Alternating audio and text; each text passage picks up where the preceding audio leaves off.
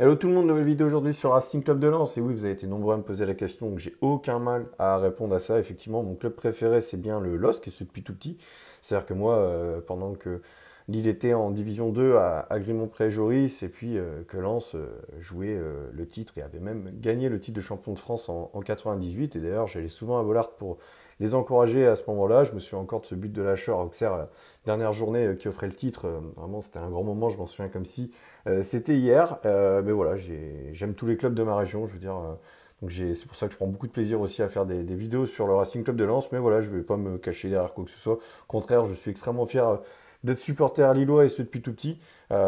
Puis bon, bah, on a gagné les deux derbies hein, cette saison, mais bon voilà, ça c'est le petit clin d'œil, voilà, il n'y a aucune animosité derrière ça, et voilà, au contraire, j'ai envie de parler de quelque chose qui m'a vraiment plu sur ce derby côté lensois, c'est le jeune Kylian Antonio. Alors oui, bon, c'est vrai que son début de match a été un enfer, mais quelque part, cet enfer n'était-il pas programmé, j'ai envie de dire, parce que bah, à l'inverse, Kylian Antonio, lui, il n'était pas du tout programmé pour connaître une première titularisation en professionnel, qui plus est en Ligue 1, dans un derby à Lille et dans un tel contexte, c'est-à-dire où tu apprends en fait ta titularisation le jour même du match au petit matin, parce qu'on t'annonce que bah, Djoumaba est forfait, et surtout Jonathan Gradit, hein, justement.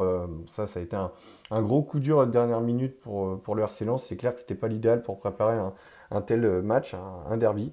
Et finalement, bah voilà, c'était la belle surprise de cette compo d'équipe. C'est vrai qu'on pouvait s'attendre à avoir peut-être une défense à 4 du coup, avec Medina, Malangsar, Aguilar à droite. Pourquoi pas Aguilar qui reprenait ce poste de stopper côté droit qu'il avait déjà occupé une ou deux fois cette saison, si je dis pas de bêtises, c'était plutôt en début de saison, avec, bon à l'époque c'est sûr qu'il y avait Frankowski aussi qui pouvait jouer piston droit, maintenant il est plus là, donc ça complique les choses, mais voilà, on pouvait peut-être s'attendre à voir Sutoka dans un rôle inédit de piston droit, même si on sait qu'il l'a déjà fait à plusieurs reprises. Après, c'est sûr que lui, en général, c'est quand même plus pour avoir un rôle offensif, hein. C'était Franquès qui l'avait utilisé plusieurs fois à ce poste-là, et parfois avec pas mal de réussite d'ailleurs, mais bon, c'était plutôt la saison dernière.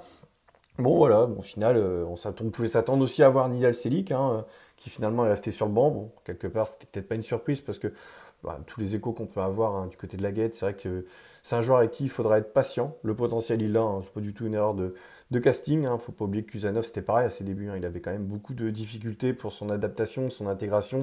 Même avec l'équipe réserve, il avait du mal. Selic, c'est un petit peu la même chose. Donc voilà, il faudra être patient avec lui. Il faut pas se prendre la tête. Pour Kylian Antonio, bon, bah, finalement, lui, il connaît bien la maison, talent Made in Lagayette. Quelque part, euh, c'était pas non plus totalement une surprise finalement du coup de le voir débuter, surtout que Steele l'avait déjà dit à plusieurs reprises qu'il comptait sur lui, qu'il était très bon lors des séances d'entraînement. Et là, bah, on l'a vu, hein. Donc le début de match, il fallait s'y attendre. Très compliqué pour lui. Bah, le but, il est aussi pour lui, pas que pour Mathieu Ryan. Je pense que même avant le but, il y a déjà deux situations où il est fautif, dont une flagrante là avec cette mauvaise approximation et Fernandez Pardo qui passe devant et qui loupe son face-à-face avec Mathieu Ryan. Donc voilà, il a vécu un premier quart d'heure ou une première vingtaine de minutes très compliquée. Moi, j'étais au stade, je le voyais. C'est vrai que dès qu'il avait le ballon, ça respirait pas la sérénité. Il voulait plus se débarrasser du ballon le plus vite possible, sans prendre de risques, avec des passes à 2 mètres, 3 mètres, pas plus. Je le voyais à chaque fois, il disait je fais quoi, je fais quoi. Enfin voilà, vraiment, il était en panique, ça se voyait et c'est normal. Je veux dire, ça se comprend. Hein. Je le répète, le contexte, tout ça. Enfin, c'était pas un joueur qui était programmé pour débuter un tel match là à ce moment-là. Donc voilà, c'était des passes courtes, chercher à se débarrasser du ballon. Des fois, il y a Aguilar qui faisait un bel appel de balle ou qui décrochait et c'était une passe à 10-15 mètres, bah, il n'osait pas la faire. Non, c'était vraiment, je prends la balle, je la renvoie tout de suite, soit à Nampalis Mendy qui décroche, qui est vraiment en face de moi, ou alors à Malangsar ou Medina qui sont à côté de moi. Et après, moi, je trouve que le tournant du match pour lui, enfin, ce qui a fait basculer sa prestation dans le bon sens, parce que sincèrement, pour moi, ça a été finalement l'un des meilleurs Lensois, surtout en deuxième mi-temps, et je vais expliquer pourquoi. C'est qu'à un moment, il a mis une boîte sur Benjamin André en première mi-temps, près du poteau de corner. Et là, il a été applaudi par tout le monde. Je vois Sotoka qui l'a applaudi. Il fait allez, vas-y, c'est bon. Maintenant, t'es dans ton derby, t'es dans ton match, t'es dans le vrai. Ça y est. On veut revoir le Kylian Antonio qui nous impressionne à la guette lors des séances d'entraînement. Et juste après, vraiment dans la foulée, dans la continuité, il y a peut-être une minute plus tard, je dirais 2 minutes grand max, il y a Ismaili qui fait un débordement. Il a enrhumé Aguilar. Et c'est Kylian Antonio qui vient justement lui couper la route et qui arrive justement avec autorité à bien protéger le ballon face à Ismaili qui faisait un gros début de match. Et du coup, il arrive à protéger jusqu'en 6 mètres. Et après, il y a un renvoi à 6 mètres de Mathieu Ryan. Et là, j'ai vu que tout le monde, enfin Medina, non pas Medina, il y avait Malang Sarr, Aguilar et Sotoka, ils sont venus lui mettre une petite tape sur l'épaule en mode c'est bien, bravo, allez voilà, t'es lancé. Et à partir de ce moment-là, bah, moi j'ai vu clairement un super joueur. Vraiment Kylian Antonio. euh, Vraiment, moi je l'ai trouvé vraiment bon. J'ai même envie de vous dire que c'est peut-être le seul Lensois à avoir tenté des passes, une prise de risque assumée dans ses relances vers l'avant, quoi. Je veux dire, pas jouer à la baballe comme Medina l'a fait. Alors je sais que Medina, il a un totem d'immunité à Lens, ça j'arrive toujours pas à comprendre pourquoi, parce que moi, sincèrement, depuis la saison dernière et encore plus cette année, il m'énerve en fait. Voilà, il m'énerve. Alors oui, c'est un super joueur, attention, hein, justement, c'est pour ça que j'ai envie d'être encore plus exigeant avec lui. Alors c'est sûr que dans les duels, il va y aller, il va faire le showman, tout ça. Il fait du bien psychologiquement, je crois, à ses coéquipiers, parce que c'est bien d'avoir un mec qui te met des boîtes comme ça, surtout dans un derby. Donc ça, oui, je ne veux pas lui enlever ça. Après, dans ses relances, pardon, excusez-moi, Medina, c'était monsieur zéro risque, quoi.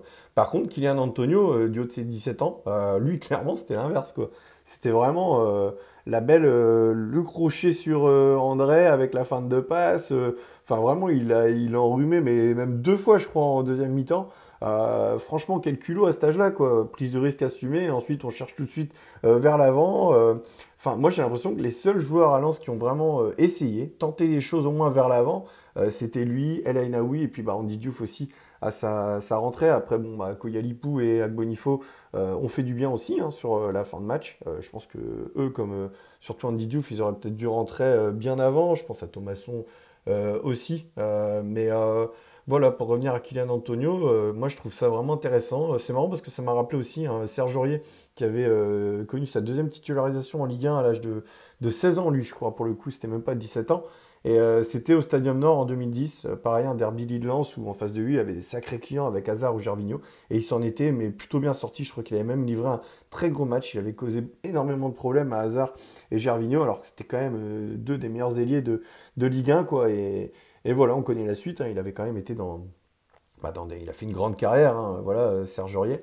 Et puis, bah, faut pas oublier qu'à Lens, c'est vrai que depuis que Lens est remonté en Ligue 1, c'est quand même la spécialité locale là en Artois, c'est de révéler ou de sublimer des défenseurs centraux en fait, qui étaient, allez, pas des illustres inconnus, mais presque au moment d'arriver en Ligue 1 et en Artois, et qui après sont ressortis grandis. Hein. Je pense à Loïc Badet, qui avait peut-être une dizaine de matchs dans les jambes seulement en pro avec Le Havre en Ligue 2 et qui au final s'était presque devenu un des meilleurs défenseurs centraux de Ligue 1 sur sa première saison à Lens. Maintenant, il est aux portes de l'équipe de France, hein, on le voit, il est au FC Séville. Vous avez aussi Danso, hein, qui est arrivé de D2 allemande et maintenant on le voit, il est à Tottenham et bah, il y a de ça 2 ans, 3 ans, pour moi c'était le meilleur défenseur central de Ligue 1 incontestablement, quoi, de très loin. Jonathan Gradit, c'est pareil, hein, faut pas l'oublier, hein, lui il avait peut-être une seule saison de Ligue 1 dans les jambes avec Caen, si je dis pas de bêtises, lui encore je suis même pas sûr, il faudra que je vérifie. Puis regardez, l'année dernière il était aux portes de l'équipe de France, il n'y avait rien à dire. Djoumaba, c'est pareil, Kusanov, voilà, Kusanov ouais, qui est au grand Manchester City de Pep Guardiola, quoi. Voilà, Lens, c'est un peu la spécialité, quoi, de sublimer, de révéler des défenseurs centraux et de les propulser au très haut niveau international. Donc pourquoi pas la même pour Kylian Antonio. Je veux dire, après, il faudra être patient, faut pas non plus s'enflammer. C'est pas parce qu'il a fait une bonne deuxième mi-temps ou même une bonne heure de jeu, on va dire, hein, parce que je pense que c'est surtout sa première demi-heure ou au moins 20 premières minutes où ça a été un enfer pour lui. Mais quelque part, j'ai envie de dire que ça rentre un peu dans le package global de l'apprentissage XXL sur ce match. Je pense qu'en 90 minutes dans ce derby, Kylian Antonio, il a connu enfin, une progression mais incroyable. Enfin, je pense que c'est un peu un accélérateur de particules dans sa progression. Et j'ai envie de dire que même les problèmes qu'il a connus dans ce début de match et ses grosses erreurs vont lui servir pour progresser en fait par la suite. Je veux dire, c'est méchant ce que je vais dire peut-être pour les supporters en soi, mais il fallait même qu'il passe par cette case-là pour apprendre même encore plus vite sur ce match. Et j'ai l'impression que finalement, enfin déjà, moi j'ai qu'une hâte en fait, c'est de le revoir un peu plus sur les pelouses de Ligue 1 d'ici la fin de saison, surtout qu'à Lens, bah voilà, il n'y aura plus grand-chose à jouer du coup maintenant sur cette fin de saison. Donc c'est l'occasion justement pour le RC Lens et Westfield d'anticiper déjà la prochaine intersaison et la saison prochaine tout simplement avec des joueurs qui sont jeunes, qui seront déjà assurés d'être là l'année prochaine. Et donc, pourquoi pas leur donner un peu plus de temps de jeu pour qu'ils puissent apprendre, se montrer et déjà entamer la prochaine saison avec beaucoup plus d'expérience, en étant déjà bien plus aguerri. Et je pense que justement, ça peut être l'idéal pour Kylian Antonio qui a gagné des points, ça c'est sûr et certain, aux yeux de Will Steele, de son staff, mais aussi des supporters lensois, hein, je pense. Moi, sincèrement, je l'ai vraiment adoré.